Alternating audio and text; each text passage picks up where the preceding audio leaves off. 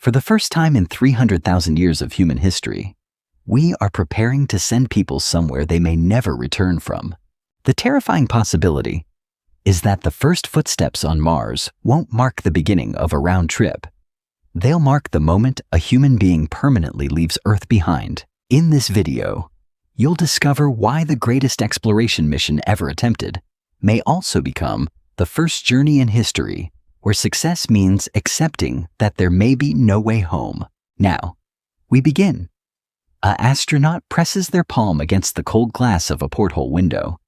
Below, or what used to be below Earth, is shrinking, not slowly, not dramatically, just quietly, steadily.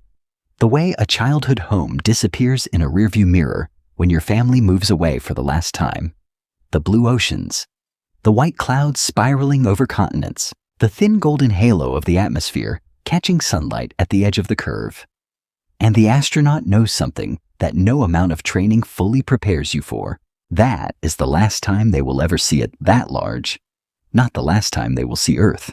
Earth will still be visible for weeks, a bright dot, then a faint dot, then just another point of light indistinguishable from the stars. But that image, Earth filling the window, Earth the way you and I see it when we look up at the sky and feel the ground solid beneath our feet, that version of Earth is gone forever. Here is what most people assume when they hear that story. They assume the reason those astronauts cannot come back is a failure of engineering, that we just haven't built the right rocket yet. That, given enough time, enough funding, enough brilliant minds in a room, we will crack it. That assumption is wrong. And the reason it is wrong is more unsettling than any technical malfunction. This is not a failure of engineering. This is a failure of mathematics. There is a concept in aerospace called delta V. It stands for delta velocity, the change in velocity a spacecraft needs to execute a maneuver. Every single thing a spacecraft does in space, from leaving Earth's orbit, to slowing down near Mars, to lifting off from the Martian surface, requires a specific delta V. And delta V costs fuel, always, without exception. Now here is where the math starts to feel personal. Mars has an escape velocity of 5.03 kilometers per second. That is the minimum speed any object, rocket, capsule, human being must reach to break free from Martian gravity and begin a journey back toward Earth. 5.03 kilometers per second sounds manageable. After all, Earth's escape velocity is 11.2 kilometers per second, more than twice as high. Mars should be easier to leave, right? In theory, yes. In practice, the number that matters is not the escape velocity itself. It is the fuel required to reach it. And fuel, in space travel, is not a resource you carry casually. Fuel has mass. Mass requires more fuel to move. More fuel adds more mass, which requires more fuel still. Engineers call this the tyranny of the rocket equation. And every mission planner who has ever stared at the numbers for a Mars return flight has felt exactly that tyranny. Walk through the logic with me. You want to bring your crew home from Mars, so you need to land a rocket on the Martian surface that carries enough fuel to achieve 5.03 kilometers per second on the way back. But to land that rocket safely, you need fuel to slow it down during descent. The heavier the rocket because of all that return fuel, the more fuel you burn just to land it without crashing, which means you need even more fuel for the descent, which makes the rocket heavier, which means the landing fuel requirement goes up again. The loop does not break, it tightens. At a certain point, the math simply stops working. You cannot carry enough fuel from Earth to both land on Mars and leave Mars. The numbers refuse to cooperate, no matter how elegant your engineering is. This is precisely why NASA's current Mars architecture, the one being developed under the Moon to Mars program, does not plan to bring return fuel from Earth at all. The Mars Ascent Vehicle, the rocket designed to lift the crew off the Martian surface and back into orbit, requires approximately 7 metric tons of methane and liquid oxygen propellant. 7 metric tons. And every kilogram of that 7 metric tons must be manufactured on Mars itself, using Martian resources, before the astronauts ever leave Earth. Let that land for a moment. The rocket that brings the crew home does not exist when they launch. It will be built, or rather, its fuel will be produced by automated systems operating alone on another planet for months, possibly more than a year, before any human being sets foot in the spacecraft that carries them there. If that fuel production falls short, if the equipment malfunctions, if a dust storm cuts power to the processing plant for too long, there is no backup plan waiting in a drawer somewhere. There is no fuel depot around the corner.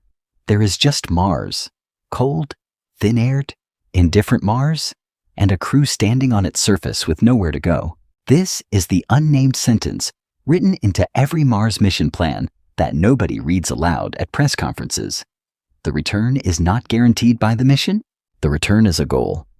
A target dependent on a chain of automated systems performing flawlessly on a planet where nothing has ever worked flawlessly for long. The mission launches with the hope of coming home baked in. But hope and fuel are not the same thing. One is infinite, the other runs out. But that is only the first problem. The second problem is not in the rocket. It lives inside the bodies of the people themselves. It lives in the femur, in the left ventricle, in the slow, invisible accumulation of damage that happens to a human body when it spends years in an environment it was never designed to inhabit.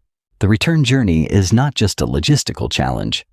For the crew members attempting it, it may be a physical impossibility, not because the spacecraft fails, but because their own bodies do. Here is what happens to an astronaut in space, and why it matters more than most mission briefings acknowledge. On the International Space Station, in the near-zero gravity of low Earth orbit, astronauts lose bone density at a rate of 1 to 2% per month, every month. Despite exercising 2 hours per day every single day on specialized resistance equipment designed specifically to slow this process, 2 hours of rigorous physical training, and the body still loses 1 to 2% of its bone mass monthly. To put that in terms, you can feel a healthy 35-year-old astronaut after 6 months on the station has the bone density profile of a 60-year-old with acute osteoporosis. 6 months, 1 to 2% per month. Now extend that to a Mars mission. The journey to Mars alone takes between 6 and 9 months. Add the surface stay, a minimum of roughly 18 months, waiting for the next launch window back to Earth. Add the return journey. The total mission duration runs close to 3 years. 3 years of living in gravitational conditions that are either zero during transit or 0.38 times Earth's gravity on the Martian surface. 0.38 G. That sounds like something. And it is. It is enough to keep objects on the ground. Enough to give the crew a sense of up and down. Enough to feel meaningfully different from the weightlessness of space. But it is not enough to stop what is happening to the skeleton. Mars gravity slows bone loss compared to zero gravity. It does not stop it. The body reads 0.38 G as insufficient load. The bones continue to thin. Quietly, month after month, in a process the crew cannot feel and cannot see. After 3 years, the femur, the largest, strongest bone in the human body, the bone designed to carry a person's full weight through a lifetime of standing and walking, may fracture under the simple act of standing up, not from a fall, not from impact, from standing. But bone density is only the beginning. The cardiovascular system adapts to whatever environment it operates in. That is one of the human body's most remarkable features, and in this context, one of its most dangerous. In reduced gravity, the heart does not need to work as hard to pump blood upward against gravitational pull, so it gradually becomes more efficient for that specific condition. The muscle tone changes. The vascular system recalibrates. After months on Mars, the heart has essentially learned a new normal, a normal calibrated for 0.38 G. Bring that person back to Earth, back to full 1 G. And the cardiovascular system is suddenly being asked to perform a task it has spent years forgetting how to do. blood pools in the lower body. The brain receives insufficient supply. The result? At minimum, is fainting orthostatic hypotension, the technical term for a body that can no longer regulate blood pressure against gravity. At worst, the stress on a heart that has adapted to Martian conditions could trigger something far more serious. The clearest evidence of what this looks like in practice comes from astronaut Scott Kelly. He spent 1 year, 340 consecutive days aboard the International Space Station, the longest single mission in NASA history at that time. When he returned to Earth in March 2016, he could not walk without assistance. His recovery took nearly a year, 12 months of rehabilitation, monitoring, and physical therapy just to return to baseline function. And Scott Kelly lived in zero gravity, not 0.38 g. The Mars crew would have it worse in some ways, better in others, but the fundamental problem remains. 3 years of sub-Earth gravity does not produce a body capable of tolerating a 9-month return journey, followed by immediate re-entry into Earth's gravitational field. Then there is the radiation. On Earth's surface, a person absorbs approximately 3 millisieverts of radiation per year from natural background sources. On Mars, without a global magnetic field and with an atmosphere less than 1% as dense as Earth's, that number rises to approximately 300 millisieverts per year, 100 times higher. Every year, NASA's career radiation limit for astronauts, the threshold above which the agency considers the lifetime cancer risk unacceptably high, sits at 600 millisieverts for most age and gender categories. A 3-year Mars mission delivers approximately 900 millisieverts of surface radiation alone, before accounting for the additional exposure during transit through deep space. After 3 years on Mars, the crew has already exceeded NASA's lifetime limit by 50%. They return to Earth carrying that dose in every cell of their body, not as an immediate death sentence. Radiation damage of this kind typically manifests as elevated cancer risk over decades, but it is permanent, irreversible. The crew comes home, if they come home, as people whose biological future has been quietly rewritten by 3 years of Martian sky. The body that lands back on Earth is not the body that left. The bones are thinner. The heart has forgotten gravity. The DNA carries damage accumulated across 1,000 days of unshielded cosmic radiation. Coming back is not just hard. For some of them, it may simply not be survivable. But if the body is the prison, the mind is even more dangerous. And what happens to the human brain after 18 months of complete isolation? No one has been willing to say it out loud. You have probably imagined the dangers of a Mars mission in a particular way. A catastrophic equipment failure? A dust storm that blacks out the solar panels for weeks? A micrometeorite punching through the habitat wall at 3 kilometers per second? These are the dangers that make it into films, into news articles, into the kind of dramatic risk assessments that get discussed at congressional hearings. They are real. They are serious. But they are not the most dangerous thing on a Mars mission. The most dangerous thing on a Mars mission is the person sleeping in the bunk next to you. Not because they are malicious, not because they are incompetent, but because 6 human beings locked in a pressurized habitat the size of a large apartment, for years, with no possibility of escape, no privacy beyond a thin curtain, no way to take a walk around the block and cool down after an argument. That combination does not produce the best version of human nature. It produces something raw, something that mission planners quantify in research papers and quietly worry about in ways they rarely discuss publicly. The most rigorous evidence for this comes from a study that most people have never heard of. Between June 2010 and November 2011, 6 volunteer crew members sealed themselves inside a facility in Moscow. The project was called Mars 500. The goal was to simulate, as accurately as possible, the psychological experience of a round-trip Mars mission. 520 days of isolation inside an interconnected series of modules with no access to the outside world, no fresh air, no sunlight, No unscripted human contact with anyone beyond the 5 other people in the room. The results were not published as a warning. They were published as data, but the data reads like a warning. 4 of the 6 crew members developed symptoms consistent with clinical depression before the simulation ended. Sleep disorders emerged across the group. Fragmented sleep, reversed sleep cycles, difficulty maintaining alertness during scheduled work hours. One crew member, by the final months of the study, had reduced his physical activity to near zero. He was awake. He was functional in a minimal sense, but he had essentially withdrawn from the mission, moving through each day in a state researchers described as profound passive inactivity. 520 days. In Moscow, with the knowledge that they could leave if they truly needed to. A real Mars mission offers no such exit. Now layer on top of that a phenomenon that NASA behavioral researchers have documented across multiple long-duration missions and isolated environment studies. They call it the third quarter phenomenon. It describes a consistent pattern in crew psychological performance over time, and the pattern is not what most people would intuitively predict. Morale does not collapse at the beginning, when everything is new and the danger is most vivid. It does not collapse during a crisis.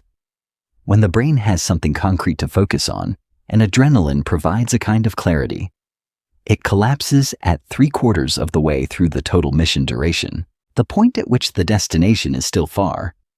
The origin is even farther, and the psychological reservoir that carried the crew through the first half has been drawn down to something close to empty. On a Mars surface mission, 3/4 of the way through the total round-trip timeline lands somewhere around the 18th month on the surface. 18 months in, the crew has been away from Earth for over 2 years by that point. They still have the return journey ahead of them, 6 to 9 months of deep space transit. The finish line is not visible. The starting line is not visible. There is only the habitat, the dust, the recycled air, and the 5 other faces they have looked at every single day for the past 700 and some days. The third quarter phenomenon at that stage is not a dip. It is a cliff, and the one thread that human psychology has always used to survive extreme isolation connection to the people you love. The sound of a familiar voice, the reassurance that someone on the other side is waiting. That thread is not intact on a Mars mission either. When Mars is at its average distance from Earth, a radio signal traveling at the speed of light takes approximately 20 minutes to cross that gap. 20 minutes each way, a 40-minute round trip for a single exchange. That is not a conversation. That is correspondence. You record what you want to say. You send it into space. 20 minutes later, it arrives. The person on the other end records their response. 20 minutes later, that arrives back. A video call with your child, your spouse, your parents becomes a series of recorded messages fired back and forth across a void. You cannot respond to what you see in real time. You cannot comfort someone who is crying in front of you, because by the time your words reach them, 20 minutes have passed and the moment is gone. You cannot be present for birthdays, for emergencies, for the ordinary Tuesday evening when someone just needs to hear your voice and know you are there. The emotional lifeline does not stretch that far. It frays, it thins, and eventually, somewhere around the 18th month on a cold red planet, some crew members stop feeling it altogether. That is not weakness. That is physics and biology and the hard ceiling of what human beings can sustain. The crew trained for this. They prepared for this. They were selected precisely because their psychological profiles suggested they could handle this. And some of them still will not be able to. The question mission planners do not ask loudly enough is not whether the crew can hold together for the duration. It is what happens when they cannot. What happens when the social fabric inside a sealed habitat tears? When 2 crew members stop being able to function in the same room. When someone's capacity to contribute to the mission simply runs out, not dramatically, not all at once, but in the slow, grinding way that the Mars 500 data documented so clearly. Because the answer is that there is nothing to do. You cannot rotate someone off the mission. You cannot send a counselor. You cannot even have a real-time conversation with a psychiatrist on Earth. You manage, you adapt, you hope the structure of the mission and the professionalism of the crew carries everyone through, and if it does not, and if one person in the crew goes down, not psychologically, but physically, then what happens next will keep you up at night.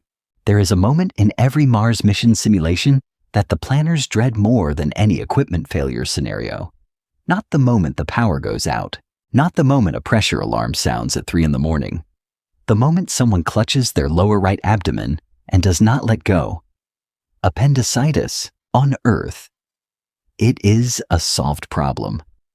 A surgeon makes a small incision, removes a thumb-sized organ that has outlived its evolutionary usefulness, and sends the patient home within 24 hours. The procedure takes under 1 hour in a modern operating room. The mortality rate in the United States for an uncomplicated appendectomy is less than 1%.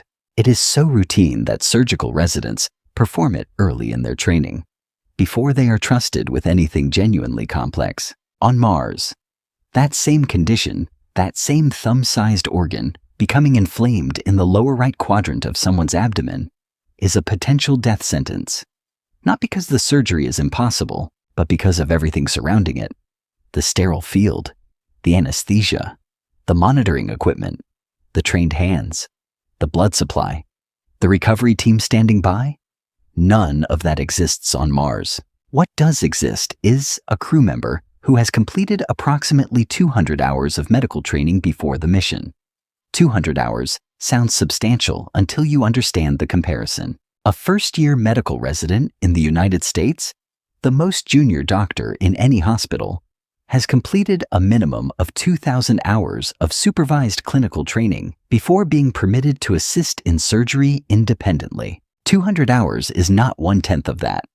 It is the difference between someone who has read about flying and someone who has logged enough hours to hold a commercial license. NASA knows this. The medical training requirement for ISS missions, which last 6 months and orbit 340 kilometers above Earth, close enough for an emergency return within hours if necessary, is already pushing the limits of what a non-physician can absorb and retain. For a Mars mission lasting 3 years, with no possibility of emergency evacuation, the medical preparation required would need to be categorically different. And it still would not produce a surgeon. It would produce someone doing their best in a situation designed to exceed their best. Now add the communication problem back into the equation. Telemedicine has transformed remote medical care on Earth. A physician in a major hospital can guide a paramedic in a rural community through procedures that would have been unthinkable a generation ago. The key word is guide real-time guidance. Voice and video flowing back and forth without meaningful delay. The expert and the hands on the ground functioning almost as a single unit. On Mars, that is not possible. When Mars is near its average orbital distance from Earth, a signal traveling at the speed of light takes approximately 20 minutes to arrive. 40 minutes round trip for a single exchange. A surgeon on Earth watching a video feed of an emergency procedure on Mars is not watching it live. They are watching something that happened 20 minutes ago. When they speak, their words will arrive 20 minutes after they formed them. By the time the crew member receives the response to their first question, the patient's condition has already evolved, for better or for worse, in a direction the Earth-based physician cannot see yet. You are not performing surgery with remote guidance. You are performing surgery with a letter that arrives 20 minutes late and another letter that responds 20 minutes after that. The patient either survives the gap or does not. But even that scenario assumes the medications are still effective. And this is the part of Mars medical planning that receives the least public attention. Possibly because the implications are so quietly devastating. Pharmaceuticals have expiration dates. Those dates are not arbitrary. They reflect the point at which chemical degradation has reduced the drug's potency to a level the manufacturer can no longer guarantee as therapeutic. Under standard storage conditions, controlled temperature, low humidity, protection from light, most medications remain effective for 2 to 3 years. past their manufacture date. A Mars mission runs close to 3 years in total duration. In an environment where temperature swings, radiation exposure, and vibration during transit create storage conditions that are categorically not standard. Research conducted under the FDA's Shelf Life Extension Program, which tested medications stored in challenging environments for military and emergency stockpile purposes, found that a significant portion of antibiotics, anesthetics, and analgesics lost between 50 and 80% of their labeled potency under non-optimal conditions over extended periods. 50 to 80% degradation means a standard dose no longer delivers a standard effect. You administer what the label says is a full anesthetic dose, and the patient may feel more than they should. You give what should be a therapeutic course of antibiotics, and you may be delivering the biological equivalent of a suggestion. The crew cannot restock. There is no pharmacy on Mars. What they carried from Earth is what they have, and it is becoming less effective with every month that passes. Then there is the blood. A crew of 4 to 6 people represents 4 to 6 blood types drawn from the full range of human genetic variation. If a crew member requires a transfusion during surgery, not an unusual requirement in abdominal emergencies, the only available donors are the people standing in the same habitat. There is no blood bank. There is no universal donor supply beyond what the mission may have carried in stored units, which degrade over time and are limited in quantity. The probability that a compatible donor is present and healthy enough to give blood at the moment a transfusion is needed is not guaranteed by any mission architecture currently on the drawing board. It is a coin toss dressed up in careful planning. Medical reality on Mars does not break dramatically. It erodes. Each passing month narrows the margin between a manageable situation and an unmanageable one. Each expiring medication, each untreatable condition, each emergency that falls outside the crew's training is another quiet subtraction from the total capacity of the mission to keep everyone alive long enough to attempt the return. Medicine is not a secondary concern on a Mars mission. It is not a footnote.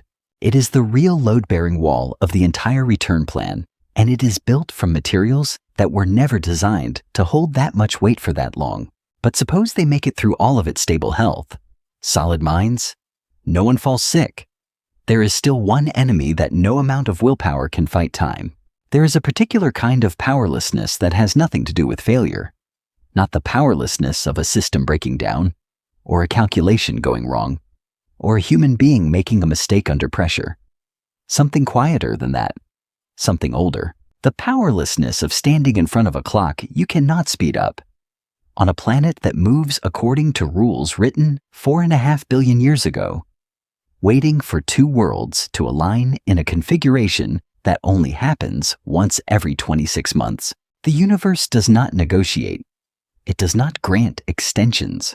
It does not care that the fuel plant ran 3 weeks behind schedule, or that a crew member needed surgery, or that a critical valve in the ascent vehicle failed and took 6 weeks to diagnose and repair. When the launch window closes, it closes.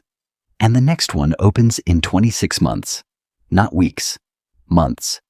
26 of them. This is the orbital trap, and it is the element of a Mars mission that most people, even well-informed people, genuinely underestimate in its consequences. Earth and Mars orbit the Sun at different speeds along different paths. Earth, closer in, completes one orbit in 365 days. Mars, farther out, takes approximately 687 days. The 2 planets are constantly moving relative to each other, sometimes on the same side of the solar system, sometimes on opposite sides, with the distance between them swinging from roughly 54 million miles at closest approach to over 250 million miles when they are at maximum separation for a spacecraft to travel from Mars back to Earth efficiently. The planets must be positioned within a specific geometric relationship to each other at the moment of departure. The trajectory used, called a Hohmann transfer orbit, is a precisely calculated elliptical path that intersects both planets' orbits at exactly the right points. Under optimal conditions, This trajectory carries a crew from Mars' orbit back to Earth in approximately 9 months, using the minimum possible fuel. But optimal conditions only exist during those windows, and each window lasts approximately 30 days. 30 days out of every 26 months. Miss it for any reason, by any margin, and the mission does not slip by a few weeks. It does not slip by a season. The crew waits on Mars for another 26 months, while the planets drift through their orbits and slowly, inevitably, return to the correct configuration. And if they miss it and must attempt the return outside the optimal window, the math changes in ways that hurt. A non-optimal trajectory to Earth can stretch the transit time from 9 months to 11 months.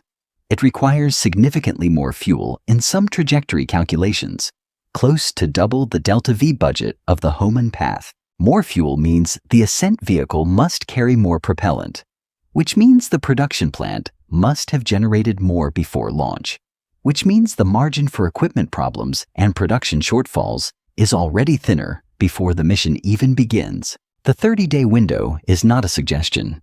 It is a hard boundary drawn by orbital mechanics, and orbital mechanics answers to nothing. Consider what this means in practice. A crew lands on Mars. Everything goes reasonably well for the first several months. Then, 14 months into the surface stay, a primary system in the Mars ascent vehicle, a fuel pump, a navigation component, a structural element critical to safe launch, fails in a way that requires more time to fix than anyone planned for. The engineering team works the problem. They send solutions from Earth, with 20-minute delays in each direction. The crew improvises. They repair it, but the repair takes 60 days, and the launch window was 40 days away when the failure occurred. The window closes. The planets continue moving. The crew looks at their remaining food supply, their medication stock, their life support, consumable reserves, all of them calculated for a mission of a specific duration, and begins the process of figuring out how to survive for 26 additional months on a planet that was already testing the limits of their resources. Every calculation they made before landing now has to be rebuilt from a different foundation. Every margin that existed in the original plan has been consumed. They are not in crisis, but they are in a situation that was never designed, never simulated, never fully provisioned for.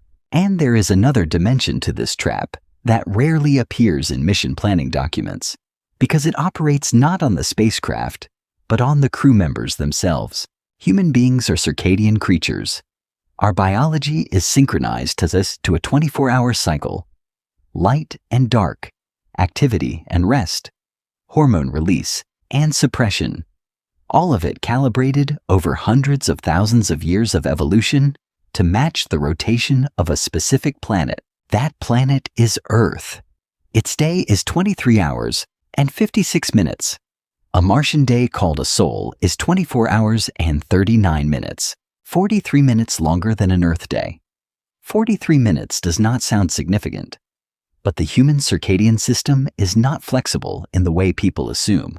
NASA scientists who have managed Mars rover operations on Martian time, shifting their schedules forward by 43 minutes each day to match the rover's operational cycle, have documented significant sleep disruption, cognitive performance decline, and physical symptoms consistent with chronic jet lag within weeks of adopting the Martian schedule. Weeks. For people on Earth who can go outside, see natural sunlight, and re-anchor their biology to terrestrial cues whenever they need to. For a crew sealed inside a habitat on Mars, with artificial lighting and no access to Earth's natural day-night rhythm, the 43-minute daily drift compounds over months into a biological dislocation that no amount of scheduling discipline fully correct. After a year on Martian time, the crew's internal clocks have drifted so far from their evolved baseline that the concept of a normal sleep cycle has become theoretical. The body wants a clock that Mars does not provide. The orbital mechanics want a patience that human physiology was not built to sustain, and the calendar, indifferent and precise, keeps turning at its own pace regardless of what either of those things needs. The crew cannot fight the orbit. They cannot negotiate with the biology. They can only adapt. and wait, and hope that everything holds together long enough for the planets to align again. And this is what NASA knows, but rarely says loudly. Even when everything goes perfectly, the fuel is ready, the crew is healthy, the ascent vehicle is functional, the cost of bringing them home may be enough to bankrupt a nation. At some point in every serious conversation about sending humans to Mars, someone in the room does the math, and then the room gets quiet. Not the math about trajectories, not the math about fuel production or radiation exposure or bone density loss. The other math, the kind that gets written on a whiteboard in a budget meeting and then quietly erased before the press conference. The kind that reveals, with brutal clarity, that the real barrier between humanity and a Mars return mission is not a technology problem waiting to be solved. It is an economics problem that may never be solved. Because the numbers do not just challenge the budget, they challenge the entire premise. Start with the only honest reference point we have for what it costs to send human beings to another world and bring them back. The Apollo program.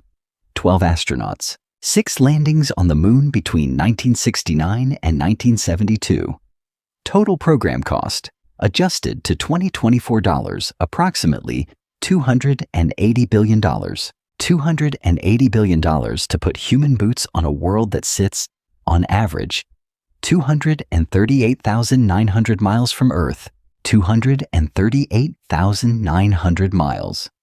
That is the distance to the moon. The average distance from Earth to Mars is approximately 140 million miles. That is roughly 600 times farther. Not 600% farther. 600 times.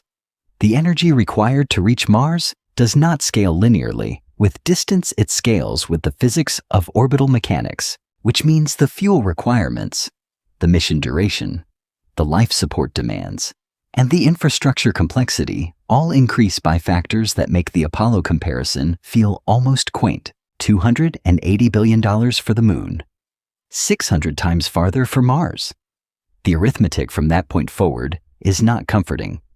Now, consider the most optimistic cost projection currently on the table. Elon Musk has stated publicly that SpaceX's long-term goal is to reduce the cost of transporting a person to Mars to approximately $500,000 per seat aboard a fully reusable Starship system operating at scale. $500,000 per person. That figure, if it is ever achieved, would represent one of the most extraordinary cost reductions in the history of spaceflight. But there is a word in that projection that carries enormous weight. A word that appears in the fine print of every optimistic cost estimate about Mars transportation. One way, $500,000 gets a person to Mars. It does not get them home. The return journey is an entirely separate problem, with an entirely separate price tag, built on infrastructure that does not yet exist and cannot be launched from Earth because of the very fuel mass problem that part 1 of this story described. To bring a crew home from Mars, you need a functioning in situ propellant production facility on the Martian surface, operating autonomously for 1 to 2 years before the crew even arrives, generating the 7 metric tons of methane and liquid oxygen required for the Mars ascent vehicle. The equipment required for that facility, the reactors, the electrolysis systems, the liquefaction machinery, the power generation infrastructure, the autonomous maintenance systems, represents a capital investment that NASA engineers and independent aerospace analysts have estimated at approximately $10 billion just to design, build, test, and deploy. $10 billion before a single kilogram of propellant has been produced, before a single person has left Earth. And that $10 billion figure covers the establishment of the infrastructure. It does not cover the operational risk. It does not cover the cost of the mission itself. It does not cover the years of development required to make autonomous propellant production on Mars reliable enough to stake human lives on its output. There is a useful way to think about the true cost of returning mass from Mars. Call it the return tax. Every kilogram brought back from the Martian surface requires propellant produced on Mars, which requires energy generated on Mars, which requires machinery landed on Mars, which required fuel to launch from Earth and more fuel to land without destroying it. When you trace every link in that chain back to its origin and calculate the total investment per kilogram of returned mass, the figure is approximately 40 times higher than the cost of sending a kilogram from Earth to Mars in the first place. 40 times. Not 40%. 40 times. A human being, with their suit, their seat, their personal equipment, and their share of the vehicle structure, represents several hundred kilograms of mass that needs to survive the return journey. Run the return tax calculation across a crew of 6, and you begin to understand why the silence in the budget meeting is so thick. Now hold that number next to its alternative. The money required to establish the return infrastructure for 6 people to bring 1 crew home from Mars is, by most serious estimates, sufficient to fund the transportation of 60 people to Mars under the same Starship architecture. Not 6 people going and coming back. 60 people going and staying. 60 people is not a visit. 60 people, with the right skill distribution and the right prepositioned surface infrastructure, is the foundation of a permanent settlement. It is the difference between a flag-planting expedition and the first page of a civilization. This is the economic paradox that sits at the heart of every Mars mission architecture discussion and rarely gets stated plainly in public. The return journey does not just cost money. It costs the mission its purpose. Every dollar spent engineering a way home is a dollar not spent making the presence on Mars sustainable, expandable, and permanent. The people who designed Apollo understood that bringing the astronauts home was the mission. The moon was the destination, but Earth was always the goal. Every system, every contingency, every line in the budget pointed back toward splashdown in the Pacific. Mars demands a different logic, a logic where the destination is also the endpoint, where the investment flows toward permanence rather than return, where the economic argument for going and staying is so much stronger than the economic argument for going and coming back that the question eventually stops being about preference and starts being about arithmetic. The math does not lie. It just tells you something you are not ready to hear. But there is a reason deeper than money, a reason that, once you hear it, will make you understand why the people who truly want to go, they don't want to come back. There is a moment that does not appear in any mission checklist. It is not logged in a flight data recorder. It does not trigger an alarm. No sensor in the habitat detects it. No physician on Earth notices it in the biometric stream being transmitted back across 140 million miles of empty space.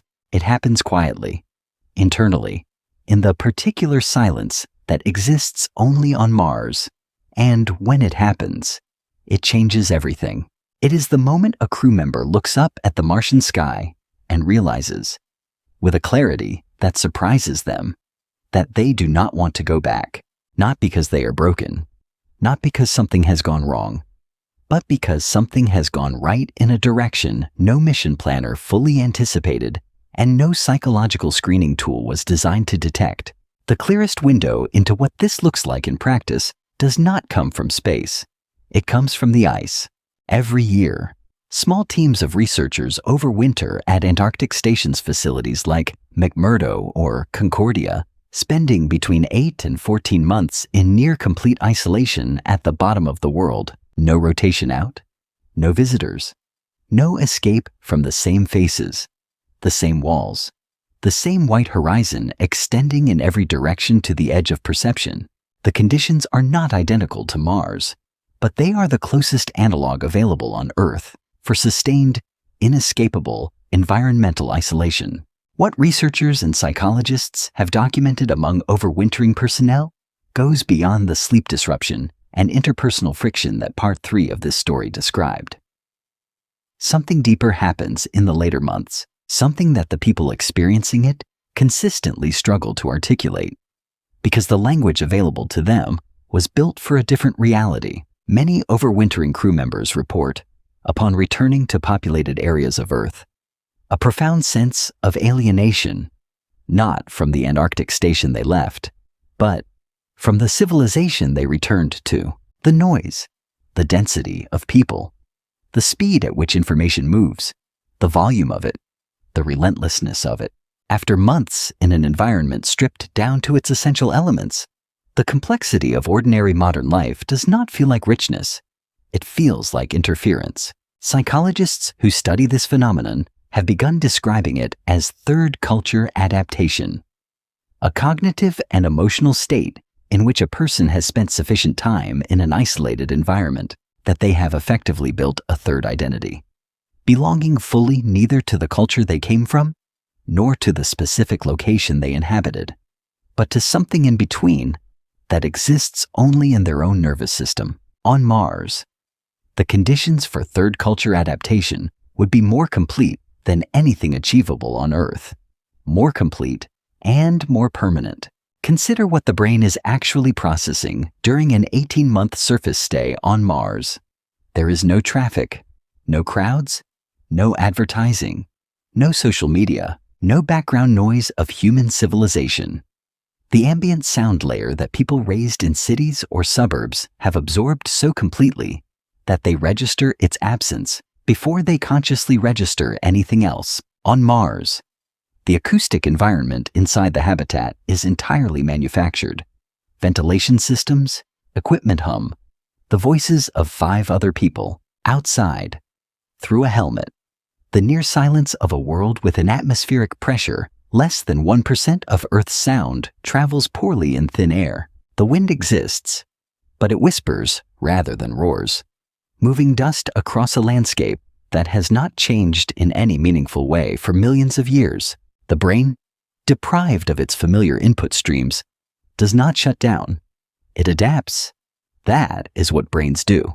They recalibrate their model of normal to match whatever environment they are actually operating in. And after sufficient time months, not years, the recalibration becomes structural.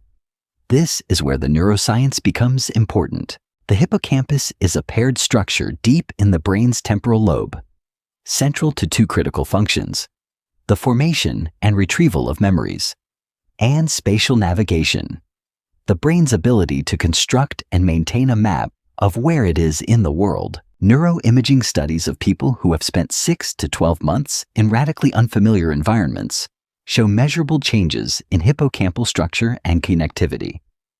The brain is not just learning a new place, it is physically rewriting the map.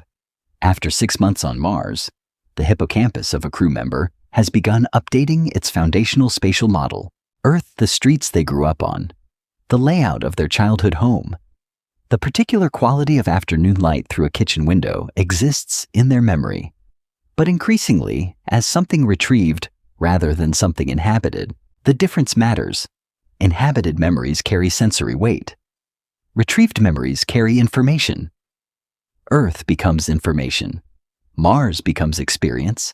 And the philosophical consequence of that shift is more disorienting than any equipment failure. Think about what it means to miss something you can no longer fully sense. You remember rain.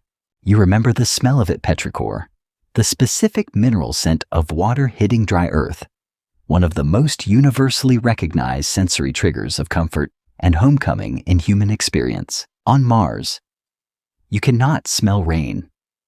You cannot smell anything outside the habitat.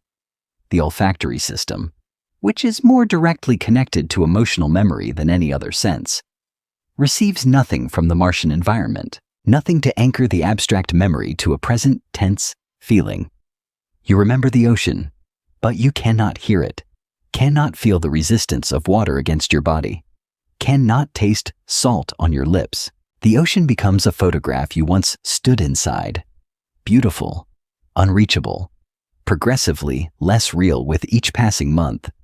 You cannot touch unprocessed soil, cannot feel grass, cannot stand under open sky without a suit between your skin and the atmosphere. Every sensory connection to Earth must pass through technology, through a screen, through a speaker, through a recorded message that arrives 20 minutes after it was sent. At some point, for some crew members, the memories of Earth stop pulling, not because they have forgotten, but because Mars has become the texture of real life, and Earth has become the texture of something else entirely. Something loved, something missed, something that shaped who they are, but no longer somewhere they live. somewhere they used to live.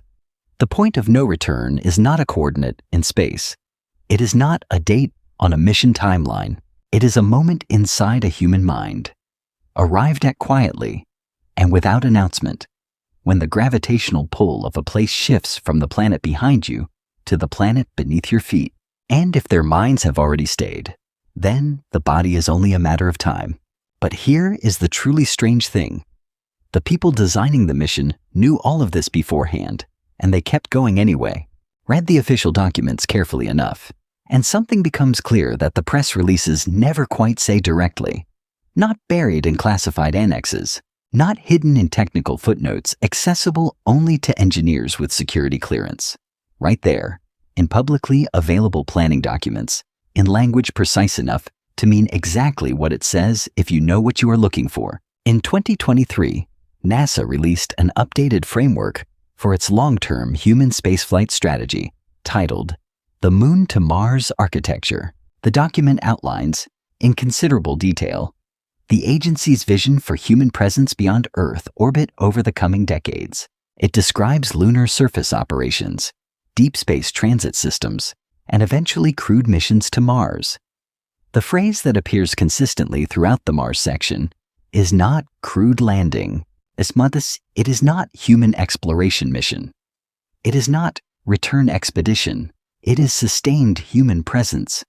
Those three words carry more weight than they appear to. Sustained does not mean visited. Sustained does not mean explored and departed.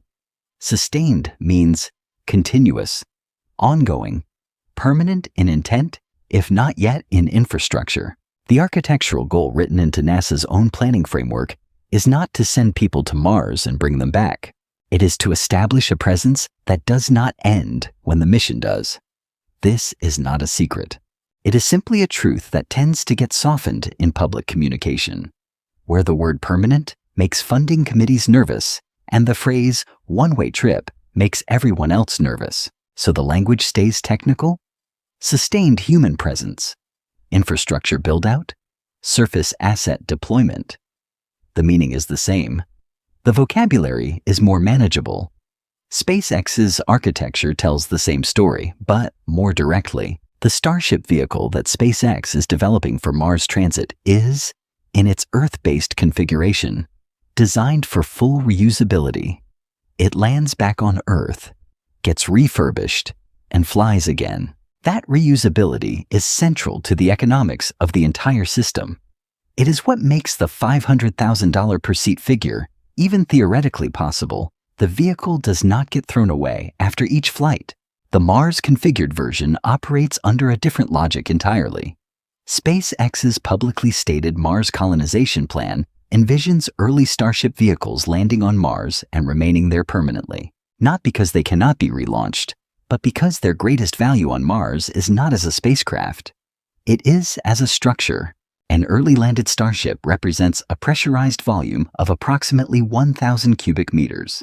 In a settlement where every cubic meter of habitable space requires energy to heat, pressure to maintain, and radiation shielding to protect, a grounded Starship is not a used rocket. It is a building, a warehouse, a workshop, a greenhouse shell.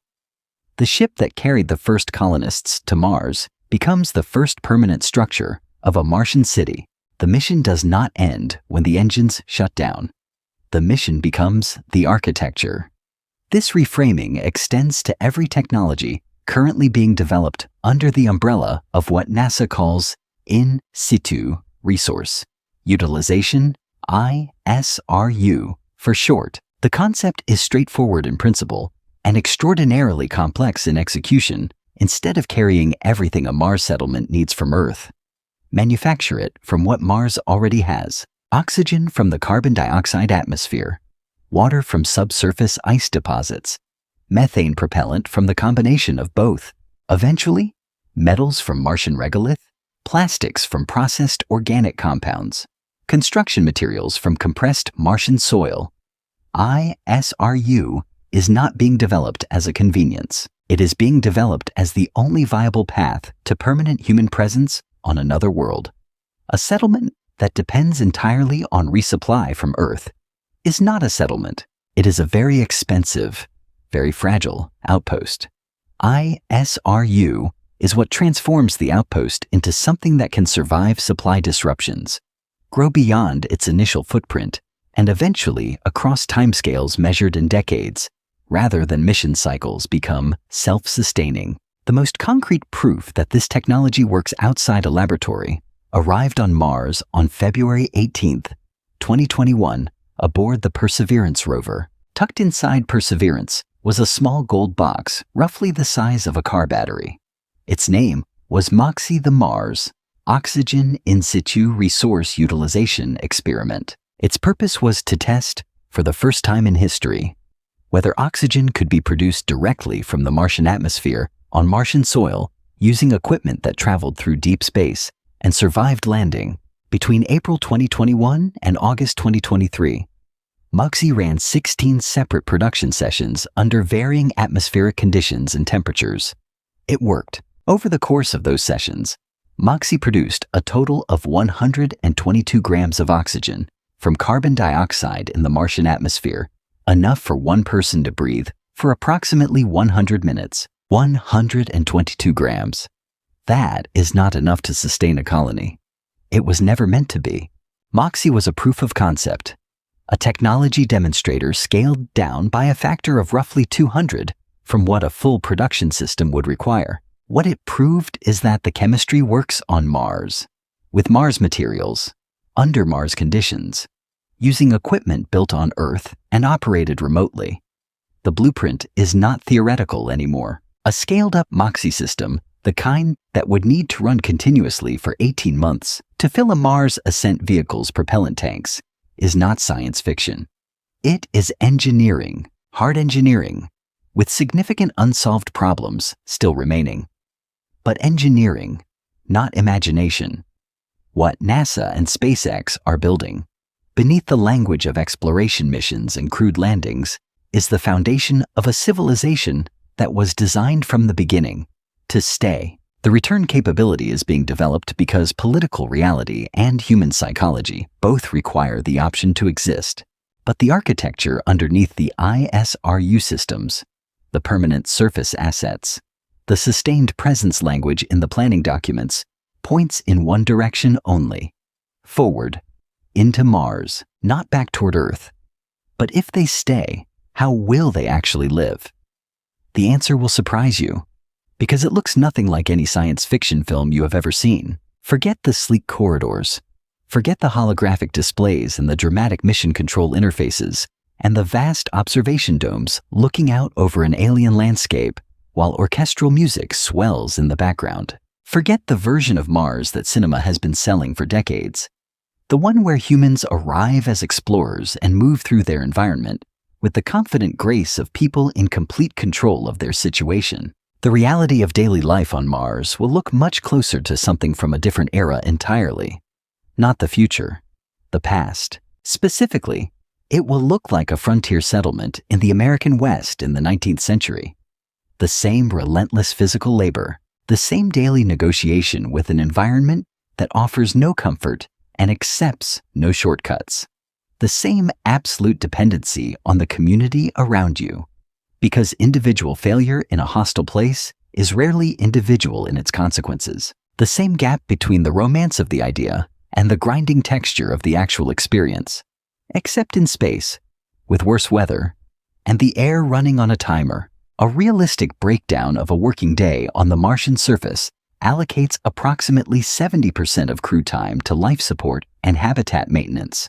Not science, not exploration, maintenance, checking seals, cleaning filtration systems, inspecting solar panel surfaces for dust accumulation that reduces power output, testing atmospheric composition inside the habitat, monitoring water recycling efficiency, running diagnostics on the oxygen generation system and the carbon dioxide scrubbers and the thermal regulation equipment and the dozen other interlocking systems whose simultaneous function is the only thing separating the crew from the Martian atmosphere outside. The Martian atmosphere, which is 95.3% carbon dioxide, with an average surface pressure less than 1% of Earth's sea level, and an average temperature of -63 degrees Celsius. Maintenance is not a secondary activity on Mars. It is the mission, everything else. The science, the exploration, the data collection that justifies the enormous expense of putting human beings on another planet happens in the 20% of time that remains after the habitat has been kept alive for another The 10% left over is personal time. 10% of a 24-hour and 39-minute Martian day. Roughly 2.5 hours. That is the window in which a crew member reads, exercises beyond the mandatory physical therapy regimen, communicates with family on Earth through messages that arrive, and depart on a 40-minute round-trip delay, and does whatever they do to remain a functional human being inside a pressurized cylinder on a cold red desert. Food production sits at the intersection of the maintenance and science categories, and it is more labor-intensive than most mission plans make it appear. NASA and affiliated research institutions have conducted extensive testing of candidate crops for Martian greenhouse cultivation plants evaluated for growth rate, caloric yield per square meter, tolerance for artificial lighting, and performance in processed Martian regolith, lettuce, radishes, and spinach grow quickly and reliably.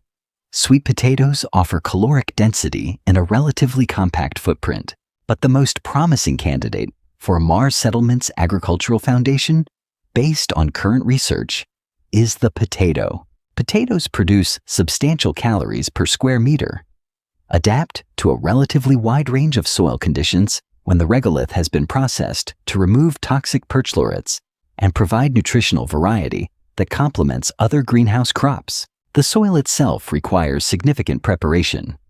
Raw Martian regolith contains perchlorets chlorine-based compounds toxic to humans at concentrations present across much of the Martian surface and lacks the organic matter and microbial ecosystem that Earth soil depends on for nutrient cycling. Before anything grows in it, it must be washed, processed, inoculated with organic material derived from human and food waste composting, and supplemented with nutrients carried from Earth, or eventually produced on Mars through chemical synthesis. The greenhouse is not a convenience.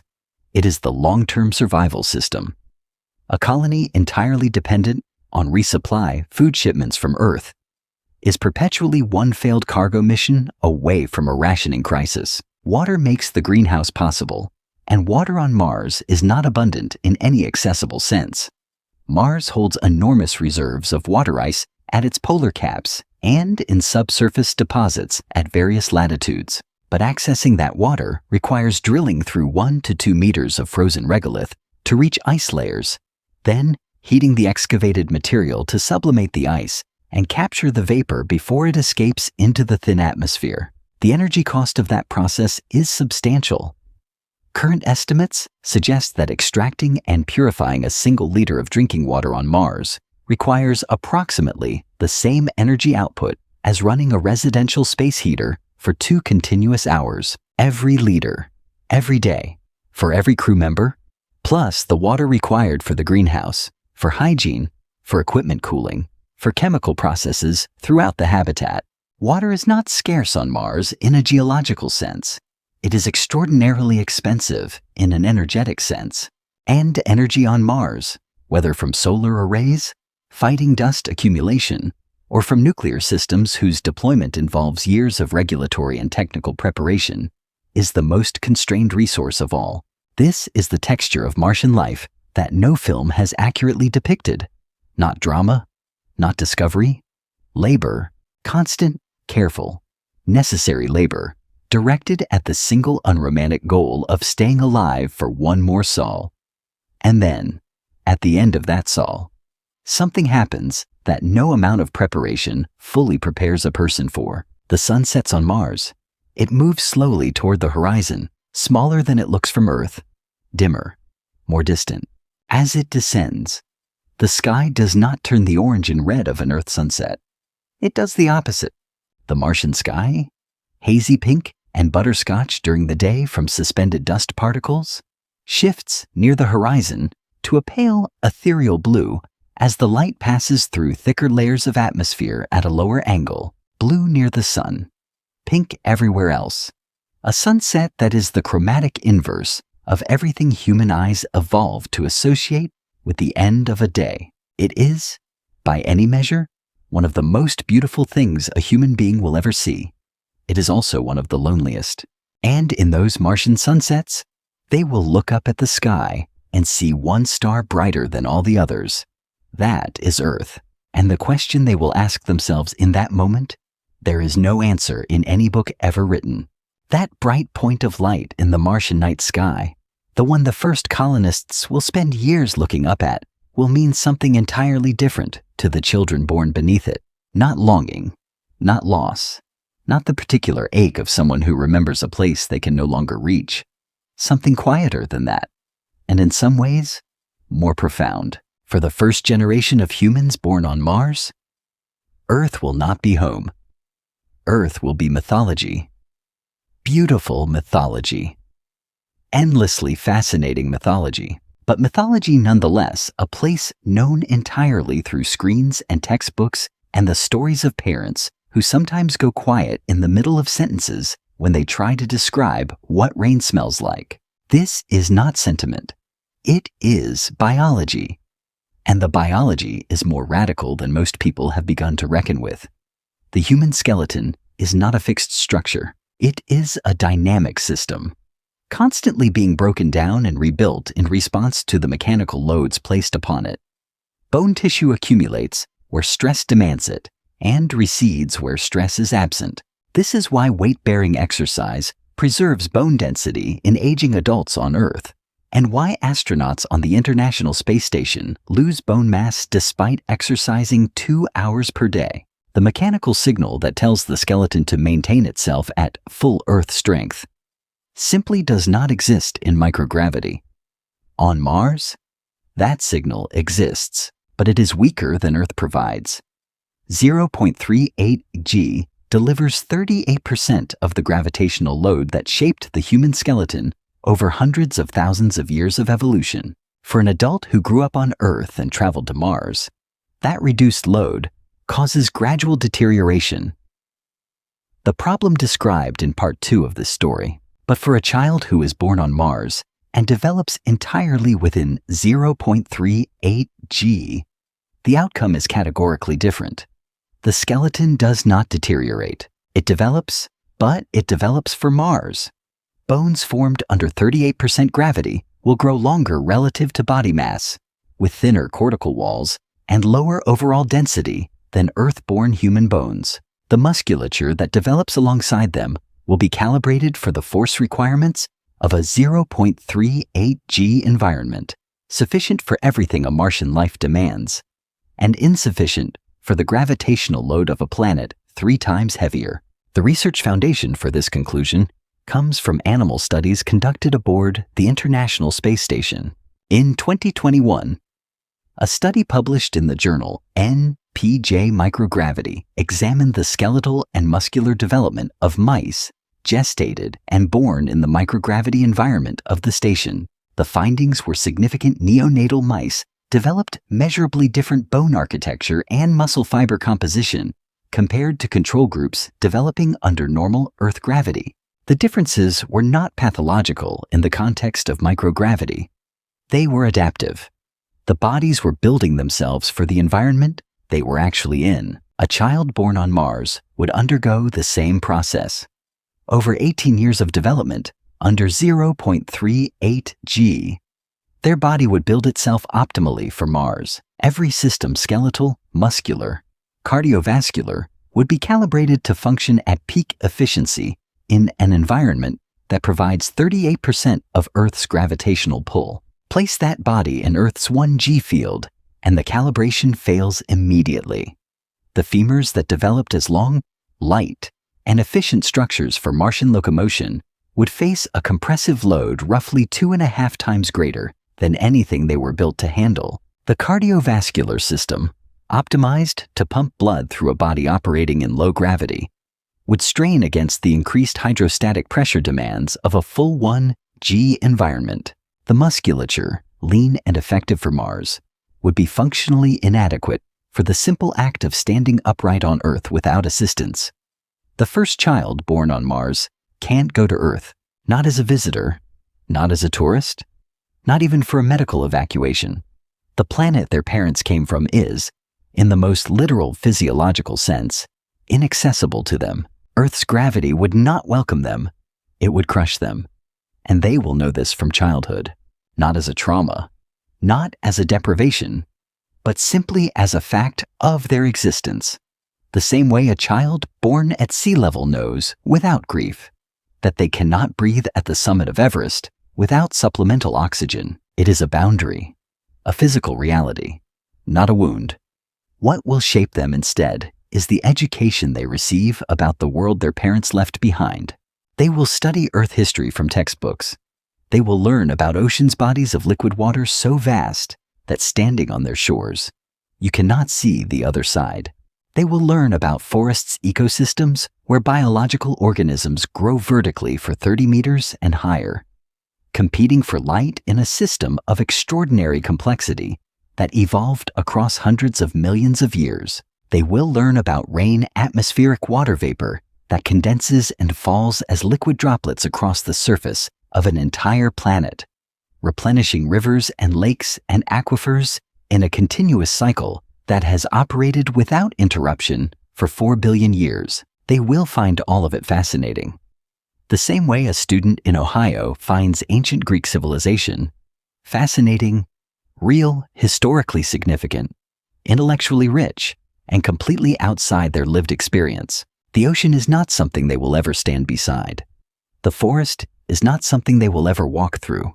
Rain is not something they will ever feel on their skin, because their skin has never been exposed to unfiltered open air, and the only sky they have ever seen is the butterscotch pink interior of a Martian day. This will make them something new in the history of the human species.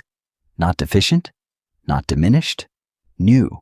For every generation of humans since the first Homo sapiens walked out of East Africa approximately 300,000 years ago, the homeland of the ancestors has been accessible in principle, distant, perhaps, dangerous to reach, perhaps, but terrestrial, on the same planet, under the same sky. The ancestral home of every human culture that has ever existed is located somewhere on the surface of Earth. For the first Martian-born generation, the homeland of their ancestors will be a point of light, brighter than any star, visible to the naked eye, unreachable by any means their biology will tolerate. They will grow up looking at it on clear Martian nights, this blue-white pinprick hanging in a sky they have only ever seen through a faceplate or a habitat window. They will know what it is. They will know what it means. They will feel something when they look at it, something that does not have a name yet in any human language, because no human being has ever needed that word before. But there is a question even larger than all of this. A question philosophers, scientists, and world leaders are debating right now, and its answer will determine whether humanity deserves to exist in this universe at all. Every conversation about Mars colonization eventually arrives at a question that most people instinctively sidestep, not because it is difficult to understand, because it is difficult to answer without implicating yourself in something uncomfortable, regardless of which position you take. The question is not technical. It is not economic. It is not even primarily about human survival or civilizational risk management. It is older than all of those frameworks, and in some ways, more fundamental. Do we have the right to do this? Not the capability. The right. The capability question has been largely settled, not completely, not inexpensively, but the trajectory of the technology is clear enough that capable people treating it as a question of when rather than if are probably correct. The right question is different. It asks something about the relationship between human ambition and the universe that ambition is being directed into. And on Mars, that question has a specific, concrete, scientifically grounded dimension that makes it impossible to dismiss as philosophical abstraction. Mars may not be empty. NASA takes this possibility seriously enough to have built an entire regulatory framework around it. The agency's Office of Planetary Protection, maintains a classification system for solar system bodies based on the probability that they harbor life, or that missions to them could either contaminate them with Earth organisms or return Earth-threatening biological material. Mars holds a Category 3 designation for flyby and orbiter missions, and Category 4 for landers and rovers, the highest protection categories applied to any destination in the current solar system exploration program. The practical consequence of these classifications is rigorous. Every spacecraft sent to Mars must undergo extensive bioburden reduction before launch heat sterilization, radiation exposure, chemical treatment, and assembly in cleanroom environments designed to limit microbial contamination to extraordinarily low levels. The Mars rovers that have operated on the Martian surface were built under protocols requiring that no more than 300,000 bacterial spores be present on the entire spacecraft at launch. And that figure represents a threshold that took years of engineering to reliably achieve. The reason for all of this is not bureaucratic caution, it is scientific necessity. If Earth organisms contaminate Mars and establish themselves in the Martian environment, any subsequent discovery of biological material on Mars becomes scientifically uninterpretable. You cannot determine whether Martian life arose independently if you have already introduced Earth life into the system. The contamination does not just risk the planet, it potentially destroys the most important scientific question the planet could ever answer. And the question is worth asking with full seriousness. Between 2021 and 2024, the Perseverance rover has been methodically exploring Jezero Crater, a location selected because orbital data suggested it was the site of an ancient river delta that deposited sediment into a lake billions of years ago. Environments where water flowed, sediment accumulated, and organic chemistry could concentrate are precisely the environments where life, if it ever arose on Mars, would have left its most detectable traces. What Perseverance found in Jezero's ancient sediments were complex organic compounds, carbon-based molecules of the kind that form the chemical building blocks of life as we know it. The discovery, announced in stages across multiple scientific publications in 2023 and 2024, does not confirm that Mars ever hosted life. The organic compounds could have been delivered by meteorites or formed through geological chemistry with no biological involvement. But they could not be explained away. They were there, complex, preserved, in a place where ancient water once moved, in concentrations that the science team described as beyond what simple abiotic processes alone would be expected to produce in such a specific geological context. Not proof of life, but not nothing.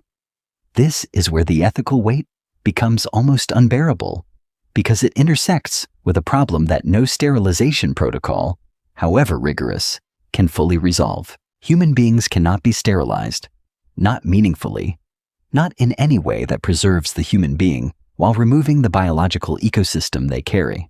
The human body hosts approximately 39 trillion microbial cells, bacteria, archaea, fungi, and viruses distributed across the skin, the respiratory tract, the gastrointestinal system, and virtually every other surface and cavity of the body. These microorganisms are not passengers. They are participants in human physiology, integral to immune function, digestion, neurological health, and a range of other biological processes that medicine is still mapping. Remove them, and the human being stops functioning. They are as much a part of the astronaut as the astronaut's own cells. Every human being who sets foot on Mars brings 39 trillion microorganisms with them, not because of negligence or inadequate preparation, because that is what a human being is. A sealed suit and an airlock reduce the transfer rate to the external Martian environment, but they do not reduce it to zero. Suit breaches happen. Airlocks are imperfect barriers over months and years of a surface stay. The probability that Earth organisms reach the Martian environment outside the habitat approaches certainty rather than possibility.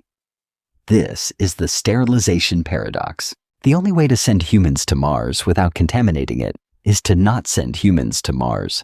And the moment you send humans, you have made a permanent, irreversible alteration to a planetary environment that may contain its own biology, developed independently over billions of years, representing the only other example of life in the known universe. If that life exists and we destroy it not deliberately, not maliciously, but simply by being present, we will have committed what a future generation of scientists might look back on as the most consequential act of biological destruction in the history of intelligence. The first interplanetary extinction, caused not by malice, but by ambition, not by weapons, but by microbes, not by conquest, but by arrival. The people designing these missions are not unaware of this. They think about it. They debate it in scientific journals and ethics committees, and late-night conversations at conferences where the stakes feel both abstract and immense simultaneously. And so far, the answer that has emerged from those conversations is not a prohibition. It is a reckoning, an acknowledgement that the risk exists, that it cannot be fully eliminated, and that the decision to proceed must be made with full awareness of what might be lost. And if we are willing to accept that risk, then here is the final question, the one no one wants to say out loud, but everyone is thinking, what happens if they die? There is a document that exists somewhere in the planning infrastructure of every serious Mars mission architecture. It does not have a dramatic name. It does not appear in press releases or public-facing mission summaries. But it exists, because it has to exist. Because the people responsible for these missions are professionals who plan for outcomes they hope never occur. It is the contingency plan for crew death on Mars, not equipment failure, not mission abort. Death, the permanent, irreversible end of a human life on the surface of another planet, 140 million miles from the nearest hospital, the nearest family member, the nearest person who can do anything at all beyond transmit condolences across 20 minutes of empty space. The probability that this document will be needed is not negligible. Researchers at the Space Policy Institute at George Washington University have analyzed the cumulative risk profile of a crewed Mars mission across all mission phases: launch, transit, entry, descent, and landing, surface operations, ascent, and return transit, and arrived at an estimate that has not received the public attention it deserves. The probability of losing at least one crew member during the first crewed Mars mission is approximately 1 in 3. 1 in 3. That is not a fringe estimate produced by pessimists looking for reasons to delay the program. It is a sober, methodology-grounded risk assessment from a credible academic institution, incorporating historical failure rates for analogous mission components, the compounding effect of multiple high-risk mission phases, and the unique challenges of operating in an environment where no rescue is possible. For comparison, the most dangerous human spaceflight program in NASA history by crew loss rate was the Space Shuttle, which suffered 2 catastrophic failures across 135 missions, producing a loss rate of approximately 1 in 68. 1 in 3 is not 1 in 68. It is a fundamentally different order of risk, in a category that has no precedent in the history of human spaceflight. The mission planners know this.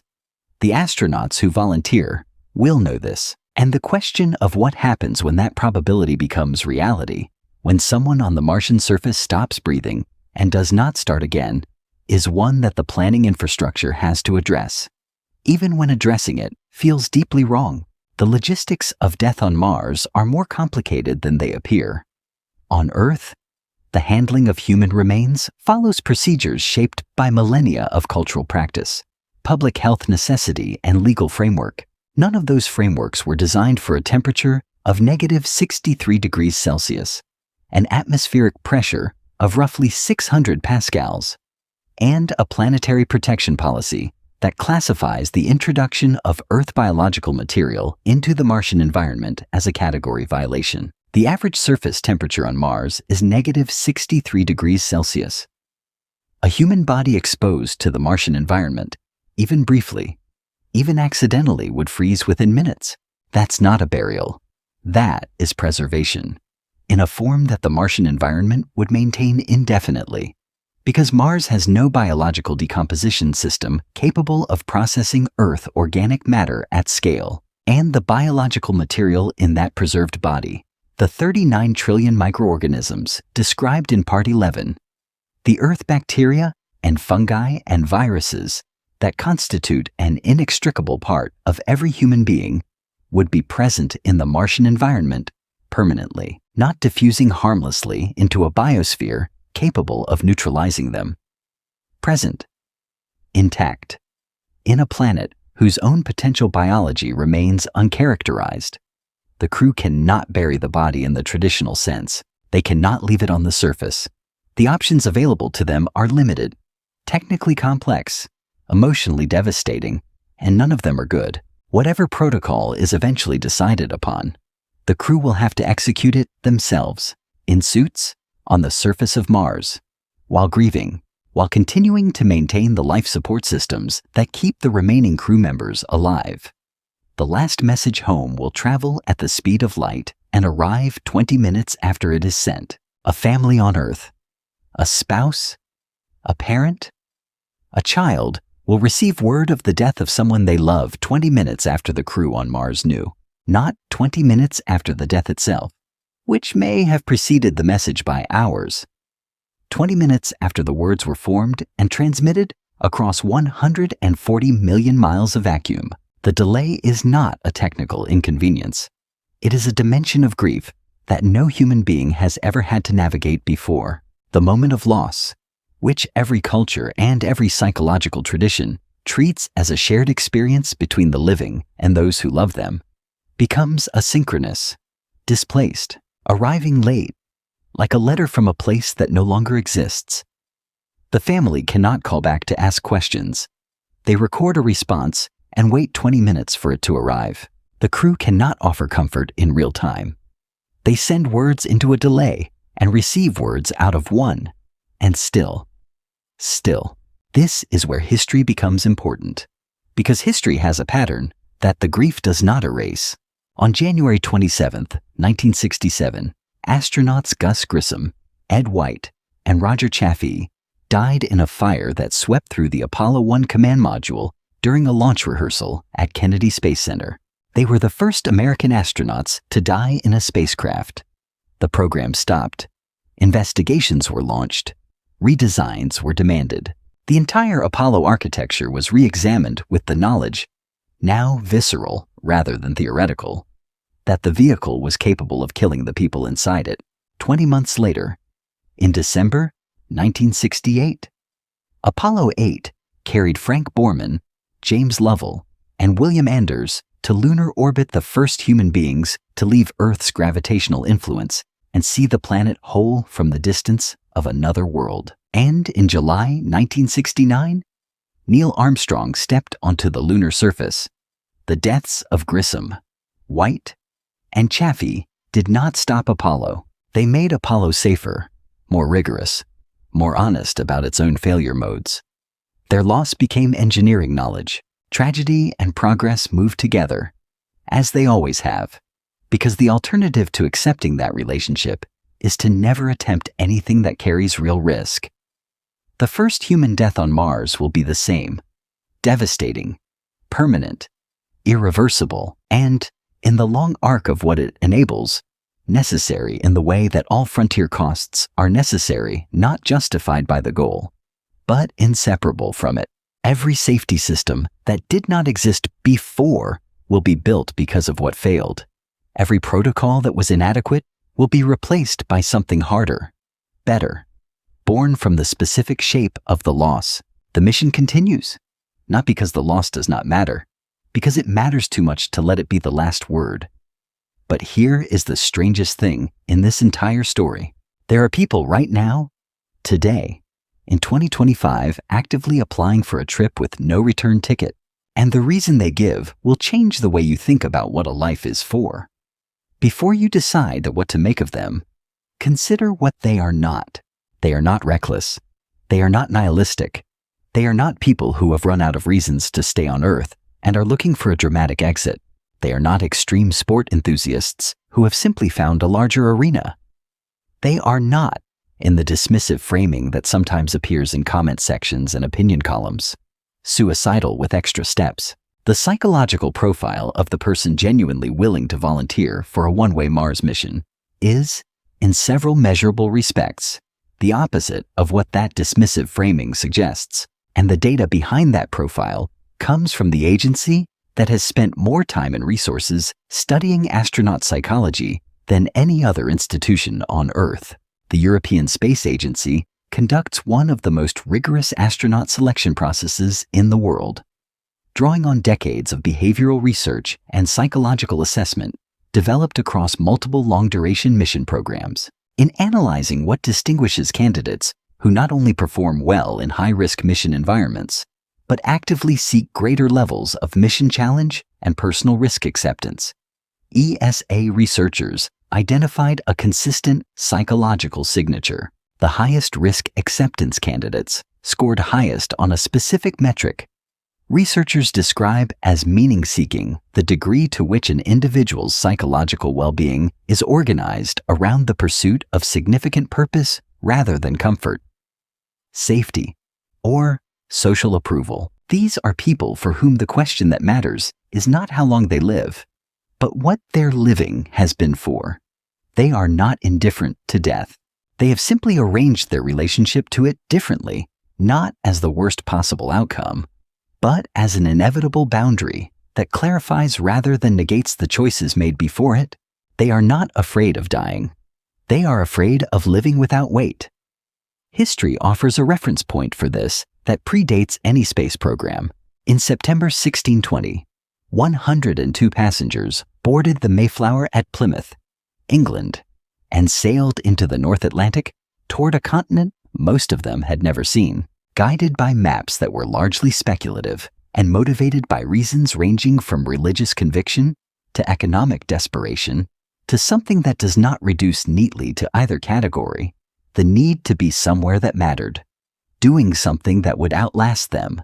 The mortality rate among the Mayflower passengers in their first winter in the Plymouth colony was approximately 50%.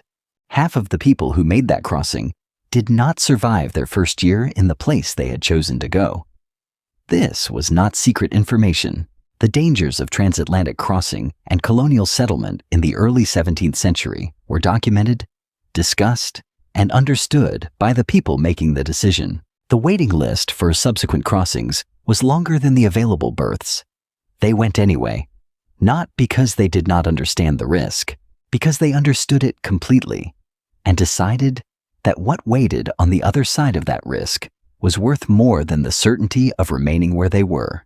The person who volunteers for Mars in 2025 is operating from a recognizably similar calculation. The details are different. The technology is incomparably more sophisticated. The destination is incomparably more hostile, but the psychological architecture of the choice, the willingness to trade the known comfort of a survivable present for the unknown significance of an irreversible commitment, is the same structure that has driven human beings into genuinely new territory throughout recorded history. What is new and worth examining seriously is the context that modern civilization provides for that choice. There is a particular texture to life in a developed, connected, consumption-organized society in the early 21st century that a significant number of people find beneath its surface comforts, profoundly weightless, not unhappy, necessarily, not desperate, but weightless.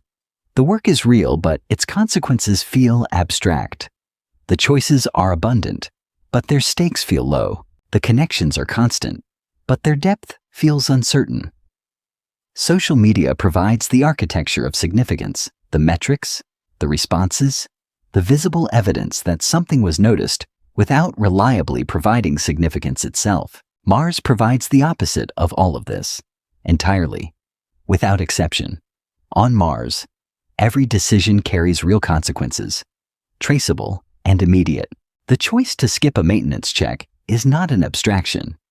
It is a pressure seal that may or may not fail during the next EVA. The choice to ration water carefully is not a discipline exercise.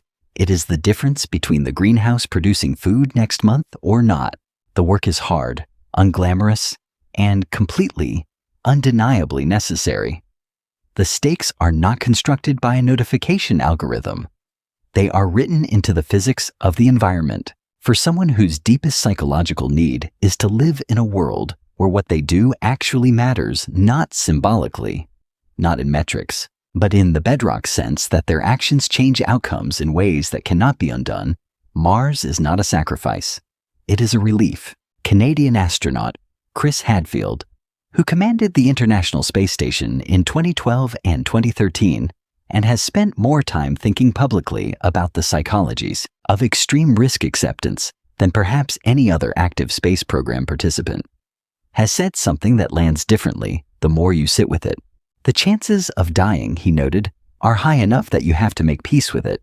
And once you do, he said, you become free. Not reckless, free. The distinction matters enormously. Making peace with the possibility of death is not the same as being indifferent to it. It is the recognition that the alternative organizing your entire life around the avoidance of death produces a different kind of loss, a loss of the very thing that makes a life feel worth protecting. The people who will go to Mars and not come back are not giving up on life. They are choosing the version of it that feels most fully inhabited, most fully real, most fully theirs. And if those people actually set foot on the red surface of Mars, knowing they will not return, then what will they leave behind for us? The answer is not on Mars. It is here, on Earth, in the way we look up at the night sky from that day forward. Everything that has come before in this story, the mathematics of fuel, the betrayal of bone, the erosion of the mind, the price no government wants to say out loud, the ethical weight of arriving on a world that may not be empty, all of it has been a map of obstacles, real obstacles, serious ones, the kind that have stopped human beings from doing things they wanted to do for decades. But obstacles are not the story. They never were. The story is what happens on the other side of them. And what happens on the other side of a successful, permanent human presence on Mars is something so large that the human mind struggles to hold it clearly, not because it is complicated, because it is unprecedented in a way that has no historical analogy close enough to be genuinely useful. In the entire 300,000 years that anatomically modern Homo sapiens has existed on Earth, our species has never divided, not truly. Not completely. Human populations have separated across geographic barriers, oceans, mountain ranges, deserts, ice sheets, and those separations have produced the remarkable diversity of cultures, languages, physical characteristics, and historical trajectories that constitute the full range of human experience across recorded history. But those populations were never unreachable. Trade routes connected them. Ships crossed the oceans. Even in the centuries before global communication networks, the possibility of contact existed. Genes moved between populations. Ideas traveled. The species remained, in the biological and cultural sense that matters most. One interconnected thing. Mars will be different. Not immediately. Not in the first generation, or the second, or perhaps even the fifth, but across the kind of timescale that evolution operates on. The separation between a Martian population and Earth will be as complete as any separation our species has ever experienced, and more permanent than most. Consider the biology honestly. Evolutionary change operates through the differential survival and reproduction of individuals whose genetic variations confer advantages in a specific environment.